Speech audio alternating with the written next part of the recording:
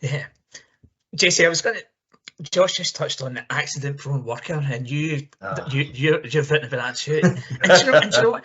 And do you know what? This was debunked, like, and just before the World War or during the World War, I think it was in the 40s. But people still talk about the accident-prone worker.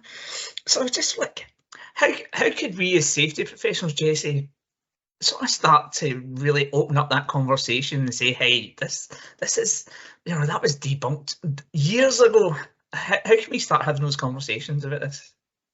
Yeah, I mean, I think it's interesting because it's like it actually was never even bunked. Like all of the research that originally established the idea of the accident-prone worker is all false, and that an interesting thing is when the idea was being really popularized in the U.S., all these there was the rise of industrial psychology as a field, and there were all these industrial psychologists brought on by factories to try and prove which workers were accident prone and create a definitive test for the accident prone worker. And we're talking about countless hours, hundreds of studies. No one has ever proven accident proneness.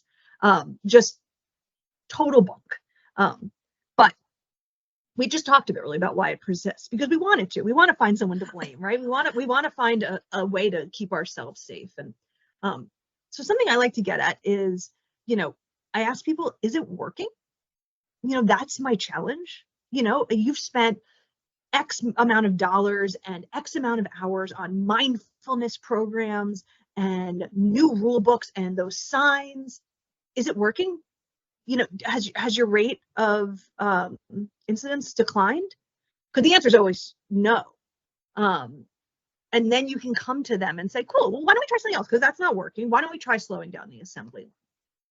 Why don't we try reducing the amount of hours in a working day? Why don't we try changing the system? Because changing the worker, it hasn't worked. You tried. Look at how much. Add it all up. Show them the books. Like, look at how much you spent trying to change the worker. Cool. What if we try? Let's just spend a week trying to change the work and see what happens. I was talking to. I go around the country and I give talks to about safety. And I was speaking to a consortium of hospitals. And, when I talk about safety, I insist on talking about it with the broadest possible lens. I say, hospital safety is the same as road safety, is the same as drug use safety. These are all connected. The science is all the same. The lines are all the same. And this was a group of hospital CEOs, and I really pissed one of them off by saying this. Gets up and gives a whole lot, more of a comment than a question. He talks for a long time about how I'm so wrong, and that his industry is nothing like other industries, and medicine is incredibly unique. And he says, we've been working on human error for 20 years and we haven't solved it. And I just pause and I say, yes, exactly. Why don't we try something else? But this was a hospital CEO, and I said, it's going to start with you spending money, because fixing the worker, it's not going to happen. Yeah, no, you're absolutely right, JC. And it's funny that everybody says their industry's different, don't they?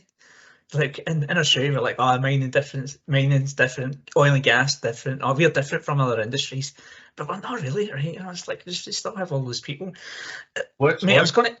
Yeah, that's it. How do we, and that's what we keep talking about all the time, isn't it, Josh? Like, how do we fix the work? How do we look at improving the work? What happens next? But yeah, it is a massive challenge. And I tell you what, Jesse, that little clip that you've just went on there, that's the thing that we'll have to show people and say, this is, like, we just can't stop. I still can't believe I hear people talking about this,